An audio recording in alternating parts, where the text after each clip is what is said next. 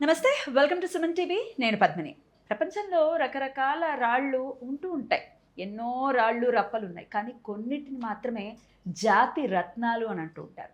ఆ జాతి రత్నాలని మనం ధారణ చేస్తే మన జీవితంలో ఎంతో అభివృద్ధిని మనం ఖచ్చితంగా చూడొచ్చు అని చెప్పడంలో ఎటువంటి అతిశయోక్తి లేదు. కానీ అసలైన రత్నం ధారణ చేస్తేనే దాని శక్తి మనకు అందుతుంది. మరి ఇంతకీ అసలైన రత్నం అనేది ఎక్కడ దొరుకుతుంది? ఏది అసలైన రత్నం అనేది మనకి తెలుస్తుంది అని అంటే ఖచ్చితంగా ఒక నమ్మకస్తుల దగ్గరికి వెళ్తే మనకి ఈజీగానే దొరికిపోతుంది. మరి మరి ఆ నమ్మకస్తులు ఎవరు అని అంటే నేను చెప్తాగా, ఉన్నారుగా.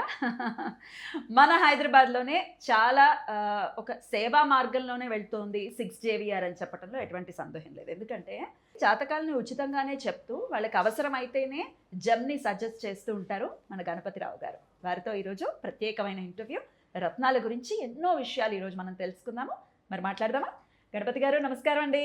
నమస్కారం సార్. ఒక ప్రఖ్యాత జమాలజిస్ట్గానే కాకుండా ఒక జ్యోతిష పండితులుగా కూడా రకరకాల క్వరల్స్కి అంటే గొడవలకి కారణం కుజుడు కదా. కుజుడిని శాంతింపజేసే రత్నం కోరల్ కదా. బోల్డ్ అంతా ఇంటర్లింక్ అయ్యి ఉంటుంది. పగడం డెఫినెట్గా మన ఆడవాళ్ళకైతే ఖచ్చితంగా ఇటు మంగళసూత్రంలో ధారణ చెయ్యండి, మంచి పగడాలు ముత్యాలు అనేవి ఉండాలి అని చెప్తుంటారు.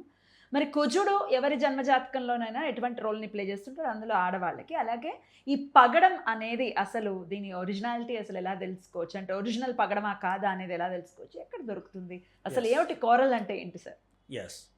పగడము అని తెలుగులో అంటాం మనం, దీన్ని కోరల్ ఇంగ్లీష్లో అయితే. సాధ్యమంతవరకు హిందీ, నేను ప్రతి దాంట్లో కూడా హిందీలో కూడా ఏమంటారు, ఎందుకు చెప్తా అంటే హిందీ పీపుల్ చాలామంది ఇంట్రెస్ట్గా ఉంటారు, వాళ్ళకి ఏదో తెలియకపోతే కన్ఫ్యూజ్ అయిపోతారు. అందుగురించనే పగడాన్ని హిందీలోకి వచ్చేసరికి ముంగా అంటుంటారు. ముంగా పెట్టుకోండి. నార్త్ ఇండియన్స్ చాలా బాగా ఫాలో చేస్తారు వీటిని. చాలా ఏదో పెద్ద పెద్ద ఎక్కువ క్యారెక్టర్స్ ఉండేవే ధారణ చేస్తూ ఉంటారు నార్త్ ఇండియన్స్ చాలా బాగా. సో అందుగురించనే నేను చెప్పడం ముంగా అని అంటుంటారు. ఇది పగడం యొక్క పేర్లు. ఇకపోతే నిజమైన పగడంకి డూప్లికేట్ పగడానికి తేడా. ఇప్పుడు నేను ప్రతి రత్నం గురించి ఏం చెప్తుంటానంటే ఇట్స్ డిపెండ్ ఆన్ హార్డ్నెస్ అనేది చాలా అసలు విలువైనటువంటి. దీని హార్డ్నెస్ ఎంత అనేది చాలా తెలుసుకోవాలి. దీని హార్డ్నెస్ వచ్చి 3, అంటే మనం టెస్ట్ చేసే ల్యాబ్లో పగడం యొక్క హార్డ్నెస్ 3 అని ఉంటుంది. 3 అని వస్తేనే అది నిజమైన జాతి పగడం, లేదా పగడం కాదు. మీరైనా ఎక్కడైనా చేయించుకోండి మీ పగడాలి, అది టెస్ట్ చేయించుకోవాలి. 3 దాని హార్డ్నెస్ 3 వచ్చిందా లేదా, 3 వస్తేనే వచ్చేటట్టు. ఇది నెంబర్ 1. నెంబర్ 2, రెండోది ఇది ఇంకొకటి ఏంటంటే కుజగ్రహానికి సంబంధించింది. అంటే కుజుడు అంటే పవర్ఫుల్, రక్తము మాంసము ఎముకలు అంటే పవర్ఫుల్ని చూపిస్తుంటాడు. అగ్ని ఇలాంటి ప్రమాదాలు, ఇనప ప్రమాదాలు గట్టిగా హత్యలు ఇలాంటివి కూడా కుజుడు వక్రిస్తే అడ్డమైన జరిగిపోతాయి, బీభత్సాలు జరుగుతాయి, ఆపరేషన్స్ అవుతాయి. సో మంచి క్వాలిటీ పగడం పెట్టుకుంటేనే మంచిది. ఈ పగడములో 3-4 కలర్స్ ఉంటాయి, అది మెయిన్ ఇంపార్టెంట్ అనమాట. మిగతా ముత్యములో షేడ్స్ దొరుకుతాయి, కానీ పగడము పుట్టుకే 3-4 రంగులుగా. ఒకటి తెల్లటి పగడం, అంటే ఎంత పగడం అంటే అది చూడ్డానికి పగడమా ఇది పగడమా అనేటట్టుగా ఉంటుంది. ఎందుకంటే తెల్లటిని ముత్యంలా ఉంది, దీన్ని తీసుకొచ్చి పగడం అంటారు. సో కాబట్టి తెల్లటి పగడం నెంబర్ 1. నెంబర్ 2 ఎర్రటి రక్తపు వర్ణముతో ఉన్న పగడం, ఇది 2. మూడోది ఏంటంటే ఆరెంజ్ కలర్లో ఉన్నటువంటి పగడం, ఇది మూడో వెర్షన్. తర్వాత 4వ పగడం ఏంటంటే ఈ ఆరెంజ్ కలరు కన్నా కూడా అంటే మిక్సింగ్ కలర్స్తో వస్తుంది. అంటే ఆరెంజ్, ఎరుపు, తెలుపు, ఒక సైడ్ తెల్లగా చారలు అంటే లైన్స్ వచ్చినట్టుగా వస్తుంది. ఈ విధంగా 4 రకాలుగా మనకి పగడాలు మనకి బాగా బయట దొరుకుతూ ఉంటాయి. సో నేను చెప్పేది శ్రేష్టమైనది ఎర్రని ఎరుపు రంగులో ఉన్నటువంటి రక్తపు వర్ణంలో ఉన్నది తీసుకోవాలి అని చెప్తాను చాలామంది. అయితే కొన్ని జపాన్ పగడాలని ఉంటాయండి, అది ఒరిజినల్ పగడమే, కాకపోతే పుచ్చు పగడాలు అనమాట. ఆ పుచ్చు పగడాలని జపాన్ నుంచి అక్కడ ఉత్పత్తి అలా అవుతాయి, అంటే అక్కడ వాతావరణం బట్టి అట్లా ఉత్పత్తి అవుతాయి. చెప్తాను, పురుగులు అంటే అదొక రకమైన హోల్స్ ఉంటాయి లోపల. ఇప్పుడు పైన ఎర్రగా ఉంటుంది, అది ఇప్పుడు గురువింజలాగా పైన ఎర్రగా ఉంటుంది. చూడ మంచి పగడం అండి. వాళ్ళు ఏం చేస్తుంటారంటే కింద ఒక స్టిక్కర్కి అతికిస్తారు, ఆ పగడాన్ని పెట్టి జ్యువెలరీ రూమ్లో పెడతారు. ఎర్రగా ఉంటాయని స్టిక్ తీసి ఇస్తారు, ఇదిగోండి నీ క్యారెట్లదని ఆల్రెడీ రేట్ రాసి స్టిప్ ఇస్తారు. మనం నిజమైన పే చేసి తీసుకెళ్తాం. ఇంటికి తీసుకెళ్ళి చేయించేటప్పుడు అవసరానికి ఇస్తే అది తీసి చూస్తే లోపల హోల్ ఉంటుంది, లేదా తెల్లటి మచ్చ ఉంటుంది. అవి పనికిరావు. కానీ సమాజం ఎలా ఉందంటే నిజమైన ఎర్రని పగడం, మంచి బాగా పనిచేసే పగడానికి రేటు తక్కువ, ఆ జపాన్ నుంచి వచ్చే పుచ్చు పగడాలకి జపాన్ ధనంగానే రేట్ ఎక్కువ ఇచ్చి కొంటున్నారు. అది కొనకండిరా బాబు, ఎందుకంటే నేను కూడా కేవలం వ్యాపారవేత్తనైతే ఓకే బాగానే ఉంటుందని చెప్పేస్తా, నేను కూడా అమ్మేస్తా. కానీ జాతకాన్ని నేను చెప్తాను, పెట్టుకెళ్ళిన తర్వాత ఏమంటే ఇది బాగోలేదని రావద్దు, నా దగ్గరికి నాకు పని జరగలేదని రావద్దు, కాబట్టి మంచివే చెప్తాను చాలా. అయితే అడుగునట్టు జపాన్ పగడ, అది కూడా ఒరిజినల్వే నేను చెప్తాను. జపాన్ చైనా పగడాలన్నీ డూప్లికేట్లు, చైనా నుంచి వచ్చేవి నిజమైన పగడాలు రావు. అయితే ఈ పగడాలు జనరల్గా ఎక్కడ దొరుకుతాయి? అది అల్జీరియా, తర్వాత టునీసియా, స్పెయిన్, ఫ్రాన్స్, ఇటలీ, జపాన్ కంట్రీస్లోంచి బాగా దొరుకుతాయి. ఇందాక చెప్పాను జపాన్ దొరుకుతాయి బాగా.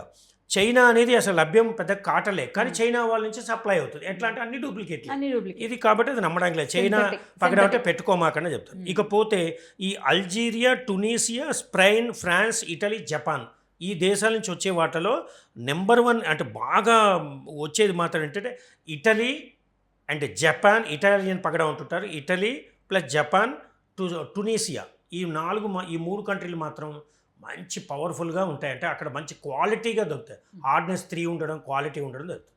ఇంకా ఐడెంటిఫికేషన్ నేను ప్రతిసారి చెప్తుంటాను ఏంటంటే, మా 6JVRలో ఇంటర్నేషనల్ స్టాండర్డ్స్తో ఉన్నటువంటి ల్యాబ్స్ ఉంటాయి. పాతకాలం పద్ధతులు కాకుండా ఒక్కొక్క మిషన్ 14 lakhs, 25 lakhs, కోటి రూపాయలు విలువ చేసే మిషన్స్ కూడా ఉన్నాయి. అంటే ఈ జమ్ టెస్టింగ్. సో మంచి పక్వాలిఫైడ్ జమాలజిస్టులు ఉన్నారు. మీకు టెస్ట్ చేసి టెస్టిఫికేషన్ సర్టిఫికేట్ కూడా మీకు ఇవ్వడం జరుగుతుంది పగడం.